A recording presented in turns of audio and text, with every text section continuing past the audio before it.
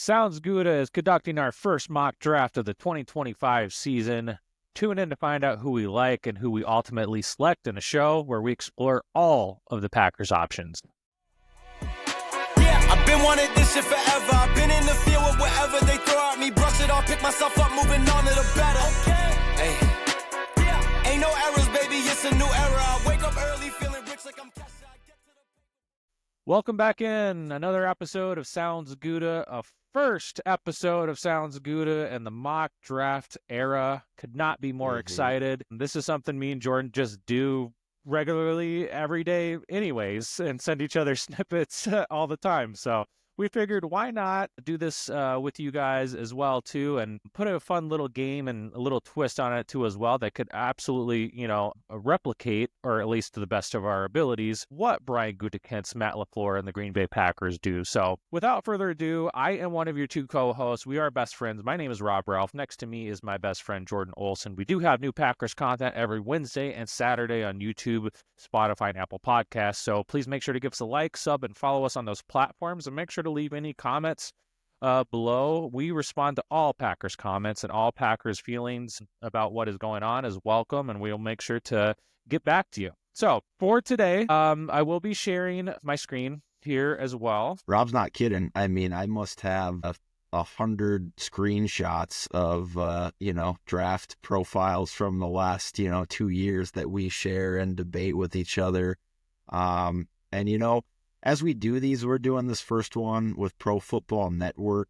We do plan to diversify the tools that we use because, things can get a little stale if you're using the same tool all the time. So doing Pro Football Network today, we'll definitely use PFF in the future. Those are the two I like the most, but who knows? Maybe we'll even try a third tool at some point in time. And these tools, these websites, they do have updates and players get reordered. So, that's helpful to, kind of make it fun and not draft the same dudes all the time. So, cool. So, give us the ground rules, Rob. Yeah. So absolutely. Great points there too. And thank you for letting me get this loaded. So obviously, no duh. We're going to be picking for the Green Bay Packers. Shocker there. We're going to be picking for all 7 rounds. We are going to go on fast mode. So as we were thinking about going through this, and I have seen some other content out there too of just live, shoot the crap kind of mock drafts, but we wanted to put something a little bit of fun or a little bit of a twist on it too as well. So as we put this out every, week or every couple of weeks, depending on what's going on, we wanted to be able to put one person in charge of making that selection. And obviously, as we know, for the Green Bay Packers, that is Mr. Brian Gutekunst. He's the general manager. No shocker there, right? But then the other person for this episode was going to be have a ton of influence, and definitely somebody that Brian Gutekunst does not want to piss off, right? So it needs to take his thoughts and considerations and things he says and his ideas directly to heart for who he is and who he is not going to draft for the Green Bay Packers, and that is, of course, the head coach, Matt LaFleur. So for the sake of this exercise, Jordan is going to act as our GM. Any sort of disputes, couldn't imagine there really wouldn't be, as many, but maybe there is more than you would think within the draft room as chaos goes on, and you need to make these picks very quick, right, depending on how your board is falling. But if there's anything that comes down to a final decision, that is going to come down to Jordan. I'm going to be there to provide Jordan with who I think would be best at that position, who I want to see be picked, based on just alone my own perception of what I think the Green Bay Packers need to be successful now and into the future. So those are the ground rules. Those are the basics. Jordan, anything you want to cover on that I missed? No, I was getting my draft board up and some other information. I think you said it, but today we are going to stick and pick. There are not going to be any trades. We are going to draft the 8 selections that the Packers currently have. And as you know, any off-season acquisitions we make, whether it's trades or free agents, could impact this differently. We're going to act at this point in time like we have all of the holes to fill that, we currently plan to address in the future. maybe we'll do a fun one. We'll pretend that we've acquired Myles Garrett and defensive end is not a need that we have anymore. But as a result, we don't have a first round selection this year. So we'll mix it up. We'll keep it fun. But let's dive in. I'm excited to get going on this. All right, entering in the draft. Here we go. Oh, okay. So obviously right here, we're getting a ton of options to be able to trade around. And as we just alluded to, we are going to be rejecting all of these and sticking and picking. Yeah. So looking at the guys who just were drafted before us, Jalen Walker, Luther Burden, and Emeka Mbuke. I still think that's how you pronounce his name. I really need to get the pronunciation on that for sure, because I'm sure we're going to be talking about him a lot in the future and be interested in him. Those guys are all off the board. And honestly, Burden and Mbuke and Walker, I don't think the Packers are going to draft a linebacker in the first round this year. I would be shocked if they did with the talent we have. But wide receiver, obviously, something we're looking at.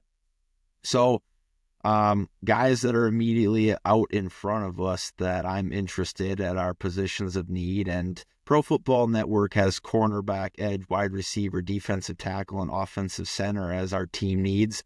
I'm in 100% agreement that those are top 5, and I'm going to add linebacker in there as a 6th position of need for us, but not in the first round. So early options that I see here that I like, and Rob, you can show a few. We're just going to talk about a few of our options. Let's open up Derek Harmon's profile there, defensive tackle. He's definitely one that caught my eye. Yep. Immediately I'm interested in him. We've talked about him as a potential DeForest Buckner type. We need a defensive tackle. I know that we could probably want to go corner or edge a little bit more in terms of true team needs because we have a nice defensive front right now. But having a really explosive TJ Slayton replacement and somebody that's got a much higher ceiling than TJ Slayton would be tremendous in this defense. He had, obviously you can see the stats there, 39 tackles, 8 for loss, 4 sacks, and 2 forced fumbles. Played a little bit at Michigan State before transferring to Oregon. And he's projected for PFN at the 23rd overall pick right now, which is where we're selecting. So very good option for us. So Mr. Matt LaFleur, what other prospects do you see on this list that you'd consider that are within range that aren't reaches? Yeah, Walter Nolan down here is another guy that maybe still, pretty slightly raw, but I think a lot of people still have him as DT2 or DT3, depending. But, high upside talent that flashes a lot of dominance, but struggles with consistency. But man, if he gets his consistency, he is fast and twitchy off the ball. He's a very disruptive force. Can overwhelm the quarterbacks and ball carriers. Obviously, though, like if he fixes the consistency, he does disappear for stretches. So, he needs to be a little bit more polished, and needs to bring his needs to bring a little bit more effort too. But it's about refining his instincts and processes. And then if he can unlock his true potential, he could obviously be a massive steal. So he's somebody I'm looking at that's a great possibility. I do want to go over to the defense and go to the cornerback side because, that's obviously a premium position too, where we've seen yourself, Jordan, take a ton of draft capital in the first round. But, somebody that comes immediately too is one of the guys that I really love and that did get hurt at the Senior Bowl, but looks like a lockdown corner to me. And Jordan, I want to get kind of your thoughts on this as well. Because he will be gone by the time we would get to our second round pick unless we trade it up, but we are not doing that today. And that is Trey Amos, a very gifted cornerback with tools to be a long-term starter. Looks really good in man. He's got great athleticism and frame, making him a very intriguing prospect. Obviously needs to develop, and he does have the potential to thrive at the next level. He does need to refine with his eye discipline.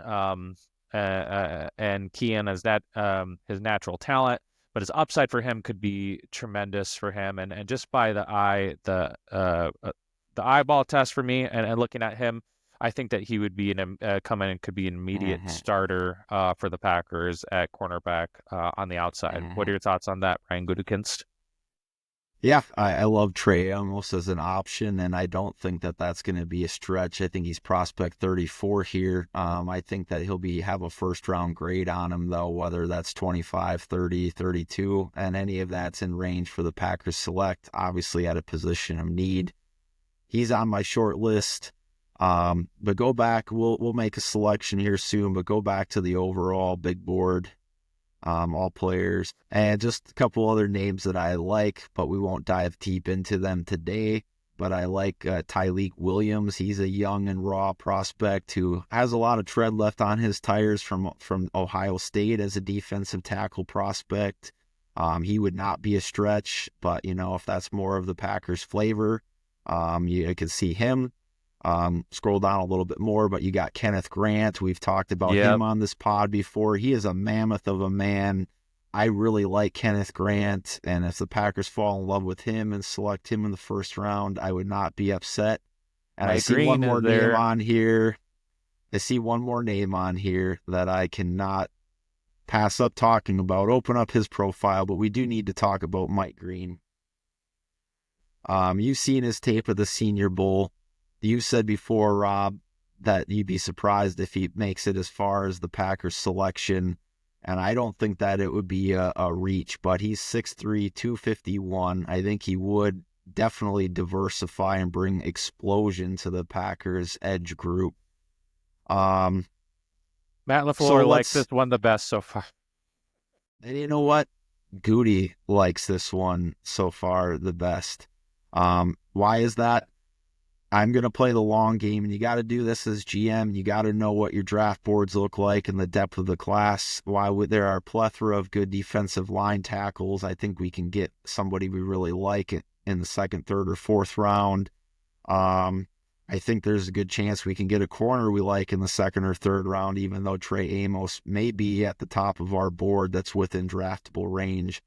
But I've been looking, and I don't see another edge rusher that we can take in the second or third round that I project to have an immediate day one impact. And because of that, I That's a can't pass no-brainer. on Mike Green right now. So we're going to draft Mike Green. Yep. I saw that, and I said, ooh, piece of candy. So a lot of talk on the first round pick, which obviously we'll have lots to talk about on those selections. So let's dump those trades and see what our options here at pick 54. Ooh, look at that. Who do you like, Rob? Harold Fannin Jr. Is up there too. We had talked about him on a pod and looks really, really good. A lot of different things you could do with him as far as that goes. Deion Walker is like the biggest defensive tackle I've ever seen in my life, but his leverage is horrible. We could just go into him really quick. As you can see, 6'7", 340 pounds. If you could fix this guy's leverage, and maybe that's kind of impossible because he's just a mammoth, this guy might be one of the biggest prospects I think I've ever seen in my life. So project, right? But if you can get this kid, if you can get this kid's tape, his consistency right, he could be a massive upside. So Yeah. the floor might not be as good, but the ceiling very, very high for what he could do. Yeah. Matt LaFleur, I hear you out, but he's not a Packers type. He's too tall. The Packers typically like defensive tackles that are not short, but have better leverage opportunities to get under offensive linemen. I'm just going to go out there and put it on record. Deion Walker will never be a Green Bay Packer because he's not a Packers type in terms of leverage and he's probably too big, not Agreed. only in height but weight. I'm just looking at really the cornerback room here too, real quick. But Maxwell Hairston, Denzel Burke, Az Thomas is down here, so that's possibly a third round pick for us. But just looking at that cornerback room too. Yeah, to go Go ahead, back to Jordan. the big board, so Yep. we do see Maxwell Hairston's right in range, and he's a guy that I really like from Kentucky. Open his profile up quick, being a little Looks like glitchy on you. Yep. Nope. And it opened Walker for us. Go. 5'11", 179. I've seen different height and weight from him. I think I've actually seen 6 foot, 185 pounds. So I guess we'll see what he weighs at the combine. But, he's a player that we've talked about before that really flashed in the Senior Bowl, has the skills to play on the outside, the inside. So he's somebody that I'm intrigued at this point in time for the corner room. And then let's look at a couple more players here. Jack Sawyer's an edge, but we took an edge, and that room's looking pretty full right now. Kyle Kennard is another player I like, but we already took an edge.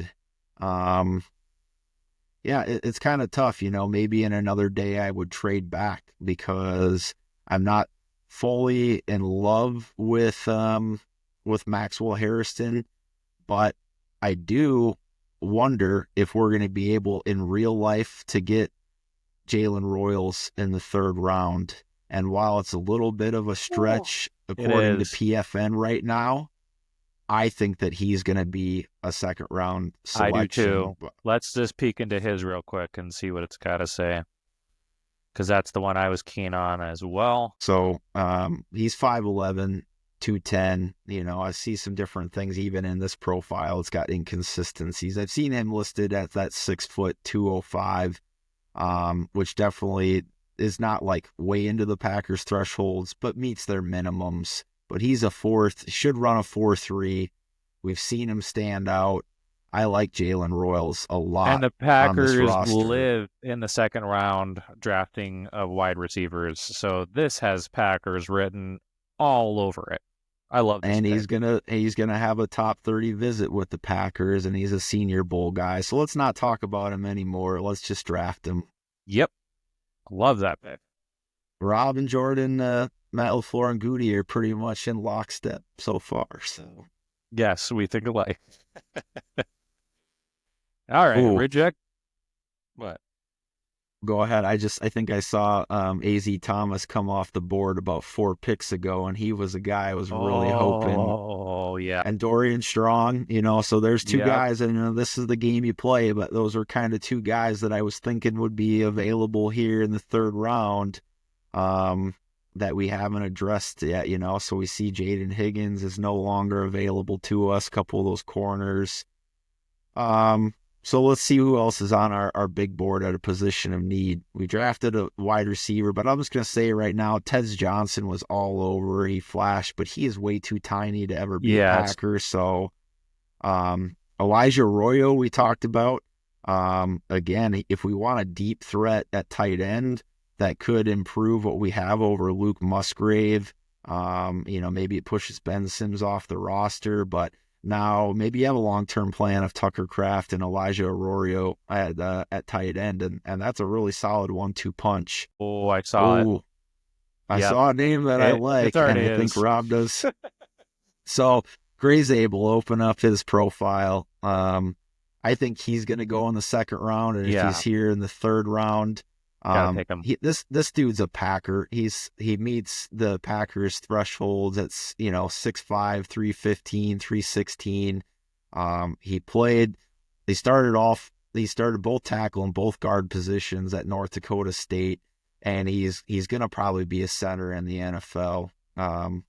Versatile, great footwork, good balance. Let's draft him if you don't have any objections, Rob, to be the future center of the Green Bay Packers. Yeah, I love this draft so far. Yeah. So there goes Jack Besh right before us and Quincy Riley. So there was another fallback that I have. You remember Quincy Riley, we talked about him. He is a Jair Alexander comp, also out of Louisville, hopefully without the headaches. That is the game you play, but let's just, for the sake of looking, let's look at who we have so far then at cornerback. Nothing that's really...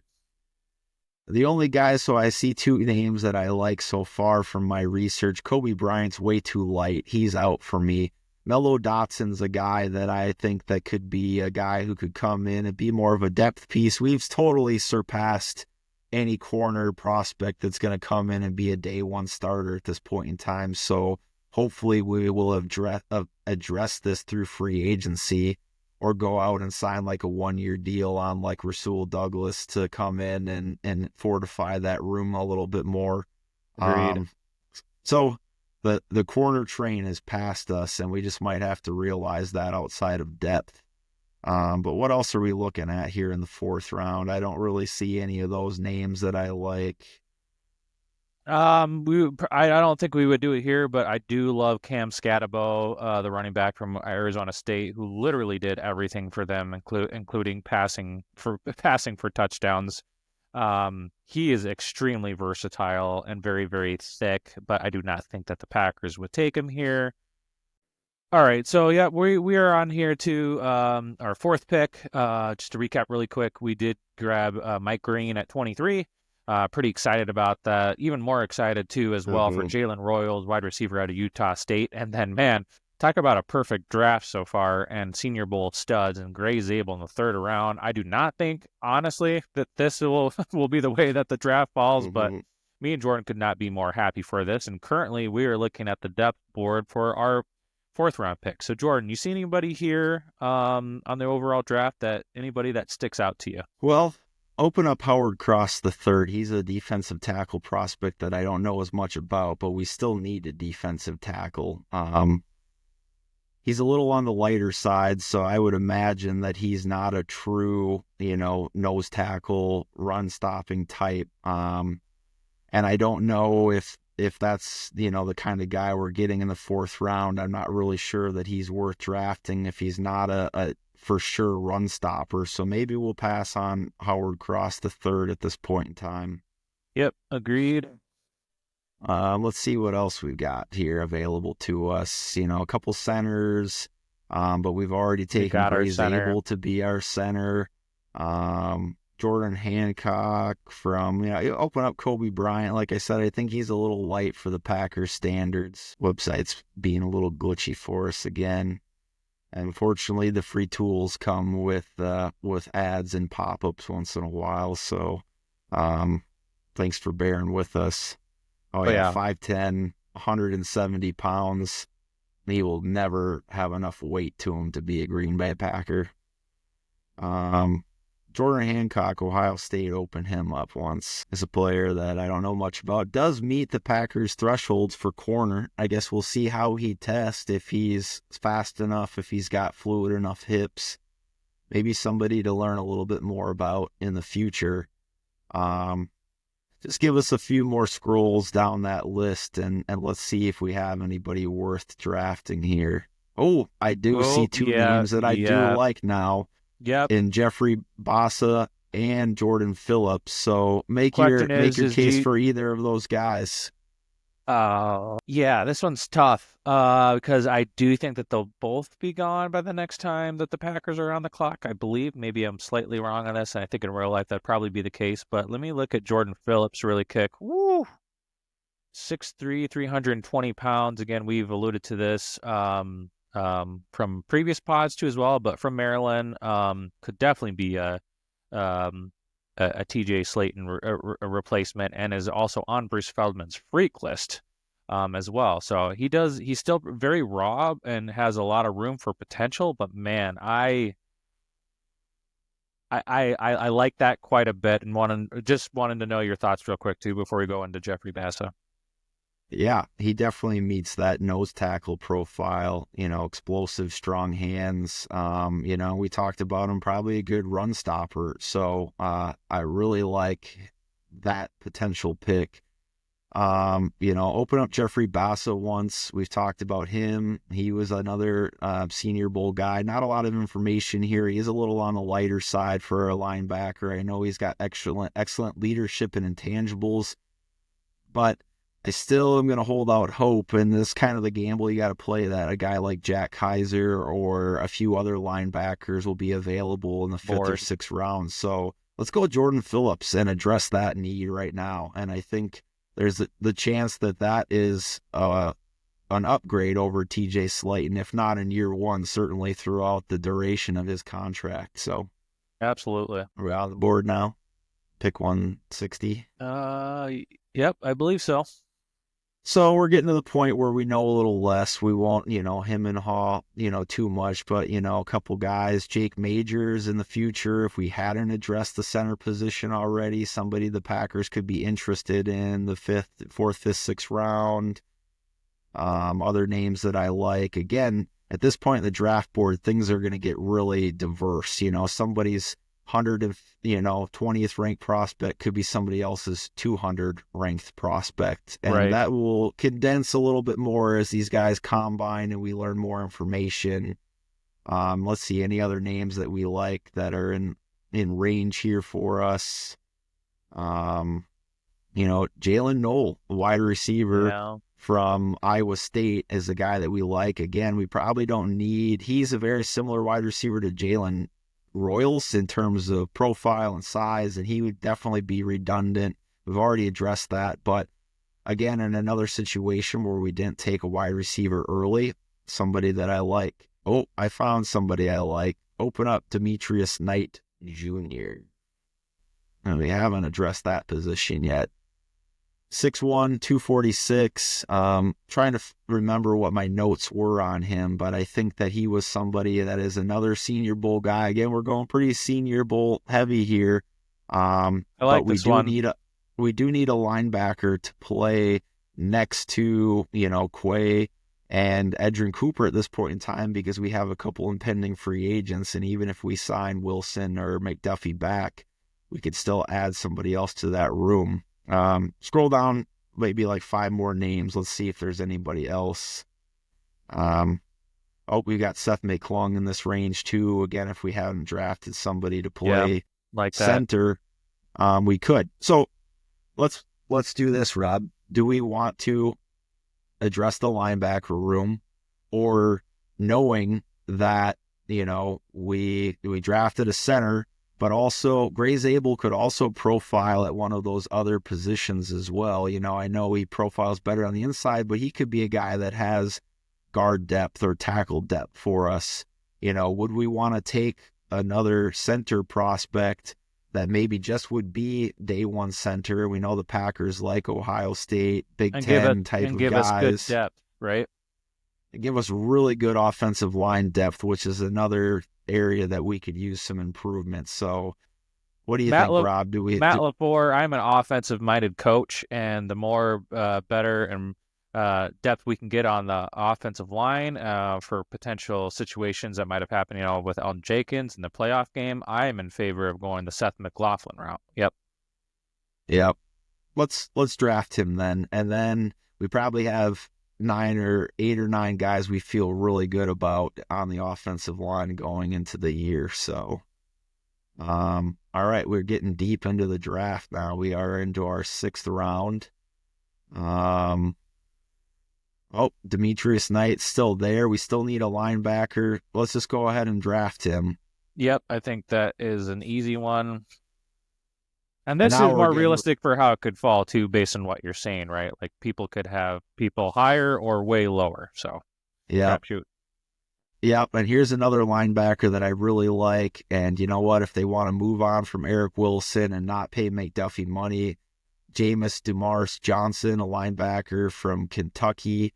Let's go ahead and take him. Yep, I'm in agreement with that. It gives us a chance for 2 rookies to compete for that other starting position and at great depth. And now we've really solidified that position for years to come, depending on if we sign Quay long-term or what we do there. Now we're into our last selection of the draft. So just let's recap quick. We have drafted, let's talk about the players we've drafted. That's not going to happen. I know. Go back to our draft board, Rob, really quick. Okay, yeah. But just as a recap at this point in time, we have addressed edge, wide receiver, offensive line with both Gray Zabel and Seth McLaughlin. We've drafted our defensive tackle and linebackers. We have hit every single need that we had except for corner. And unfortunately, at this point in time, we're not going to get an impact corner. We're maybe looking for somebody to be the 5th or 6th guy in that room, and we're definitely going to have to look into free agency. But What corners do we have available? Because I want to add Goody's got to add a body to that room. None of these names are popping out to me, but let's open up those top two. From, you got a guy from Florida State here, big program, Fentanyl Cypress the third, 6 foot 182, probably still a little light for the Packers standards, but we'll see if he weighs a little bit more at the combine. Miles Purchase, extremely short prospect, 5'9", but 202. Interesting. And then let's just see what we got in Mark McWilliams, 5'10", 181. And then go back to the overall board one more time here. Not in love with any of those guys, but I don't know that I'm going to be in love with any of these. We don't know what the long-term future of Malik Willis could be. Goody says he wants to get back to drafting quarterbacks, so you could look at Leonard from Notre Dame as a guy to come and be a third arm and develop if Willis goes away. Give me a few more scrolls here. Yeah, I'm not deep enough into my research to know that much about it. So, Rob, what do we want to do? We want to just pick one of those corners and give somebody a chance to compete in that room? Also, too, if you're all seeing right here, too, the Darius Alexander, there's no way on God's green earth that he will last all the way to the 7th round. So we're just trying to be realistic with our takes here. We're just not going to draft him in the future when he's appropriately ranked somewhere in the 3rd or 4th round and he comes up. He's somebody that we would definitely be very interested in drafting. We've talked about him in the past. I mean, at this, go ahead. Go back to the defensive all rankings. I think one other guy that I saw there, CJ West is another guy that we've talked about that we could add to this room.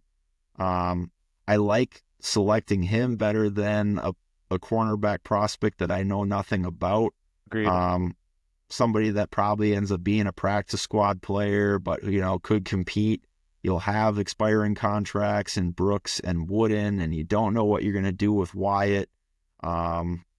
So let's draft CJ West, and we just know that we're going to have to address cornerback in another way, via free agency or trade. Yep. So, but overall, Jordan, just an excellent draft. Again, too, this is, I wouldn't say it's pretty close to perfect. I would say I would be absolutely just jumping up and down if we got this draft class in real life. But Jordan, again, too, Mike Green, the edge from Marshall, he did last till 23. It's a possibility. I don't think it's going to happen specifically after he did really well at the Senior Bowl. And then next we went Jalen Royals, a very thick, think of Anquan Bolden type of wide receiver out of Utah State, really good polished route runner. Gray Zabel, the versatile offensive lineman that would project as a center for us and a Josh Myers replacement. Jordan Phillips, a big bruising nose tackle that had potential to be your TJ Slayton replacement plus pass rush in the future. Then we ended up bolstering up our offensive line even more in Seth McLaughlin. He is a center from Ohio State, but you never know. Centers and guards can be interchangeable. So they're just give us some really good depth. Demetrius Knight Jr., the linebacker from South Carolina. Really liked him and the value of where we got him specifically, and also with Jamin Dumas Johnson, both of these linebacker prospects for your, what would it be, your 5th and 6th picks, 6th round picks, just would be absolutely ecstatic for that to add into that room with Tyron Hopper, Quay Walker, and Edgerrin Cooper to round that out. And then taking a stab in the dark for a lottery ticket in CJ West, another defensive tackle from Indiana that we've talked extensively about. Anything else you want to note here, Jordan? Nope, other than to correct you before somebody else does in the comments, but we drafted Demetrius Nice in the 6th round and Jamin Dumas Johnson with one of our 7th round selections. So I promise I can count some days. That's all right. There's a lot going on. We'll call ourselves out before the rest of the world gives us a chance to do that. But that's all we got, folks. We really had a lot of fun doing this first mock draft. Again, we're going to do one of these every few weeks leading into the draft coming this off season. So just know there's always more great content from Sounds Gouda every Wednesday and Saturday. Please share this with your friends, other Packers fans, or, anybody else that wants to get deeper into draft knowledge and prospects. So if you're watching on YouTube, make sure to like, subscribe, hit that little notification bell. And if you're on Apple Podcasts or Spotify, please make sure to follow us. You can connect with us on X. Rob's at Sounds Gouda, and I'm at Olson Jord. We'll do our best to interact with you and keep up there. But until next time, Packers Nation, have a Gouda morning, a Gouda afternoon, and a Gouda night. Go Pack. Go Pack. Been wanting this shit forever. I've been in the field with whatever they throw at me. Brush it off, pick myself up.